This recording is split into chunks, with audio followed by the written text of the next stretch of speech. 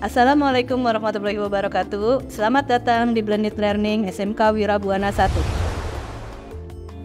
Perkenalkan, nama saya Wulandari Oktaviani Dewi SPD, mengampu pelajaran kearsipan dan teknologi perkantoran di kelas 11 manajemen perkantoran. Pada kesempatan kali ini, saya akan menerangkan mengenai prosedur penyimpanan arsip, jenis-jenis arsip dan peralatan kearsipan. Kita tahu bahwa di kantor, arsip itu sangat penting dan peralatan kearsipan adalah alat pendukung untuk menyelesaikan tugas kearsipan. Yang pertama, adanya filing cabinet. Filing cabinet yaitu lemari arsip yang terdiri dari beberapa laci, antara 1 sampai 6 laci. Tetapi yang paling banyak digunakan adalah 4 dan 5 laci. Setiap laci dapat menampung arsip ukuran surat yang disusun berdiri tegak atau vertikal berderet ke belakang. Filing cabinet berguna untuk menyimpan arsip atau berkas yang masih bersifat aktif. Selain filing cabinet, ada rotary. Rotary adalah semacam filing cabinet yang berputar, digerakkan secara berputar sehingga dalam penempatan dan penemuan kembali arsip dapat dengan mudah ditemukan. Alat ini terbuat dari bahan yang sangat kuat seperti logam atau besi, sehingga tidak mudah untuk jatuh atau roboh. Yang ketiga, adanya lemari arsip. Lemari arsip adalah lemari tempat menyimpan arsip dalam berbagai bentuk arsip. Lemari ini dapat terbuat dari kayu atau juga besi, yang mempunyai daun pintu yang menggunakan ensel. Bisa juga lemari arsip dengan pintu dorong ataupun menggunakan kaca. Selain lemari arsip, ada rak arsip. Rak arsip itu rak lemari tanpa pintu, sehingga bisa terlihat isi dari arsipnya. Biasanya menyimpan arsip dalam bentuk inaktif. Arsip inaktif yaitu arsip yang penggunaannya sudah mulai berkurang. Alat bantu untuk menyimpan di rak arsip itu menggunakan ordner atau kotak arsip yang ditempatkan di tempat arsip gitu ya. Oke, selanjutnya ada map arsip. Map arsip itu ada berbagai jenis.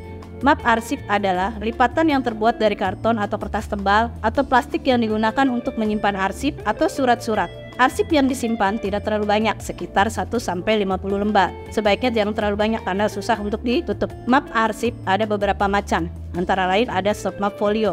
Stop map folio yaitu map yang terdapat daun penutup pada setiap sisinya. Daun penutup ini berfungsi untuk menopang surat yang ada di dalamnya agar tidak jatuh. Pada umumnya, stop map folio digunakan untuk menyimpan arsip yang sudah inaktif, artinya arsip yang sudah jarang penggunaannya, sehingga arsip tersebut tidak rusak. Selanjutnya ada map Snellhechter. Map Snellhechter yaitu map yang mempunyai penjepit di tengah. Penyimpanan arsip dipergunakan dengan alat bantu perforator untuk menyimpan arsip dengan penjepitnya. Arsip yang disimpan di map Snellhechter yaitu arsip aktif, artinya arsip yang masih dipergunakan. Arsip ditempatkan di dalamnya terlebih dahulu dengan dilubangi dengan menggunakan perforator. Ada hanging folder.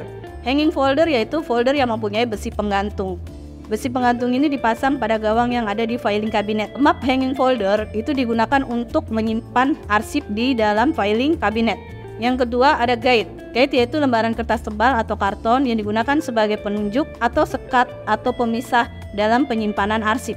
Guide terdiri dari dua bagian. Yang pertama, tab guide dan badan guide. Guide dapat dibuat dengan berbagai ukuran disesuaikan dengan bentuk arsip.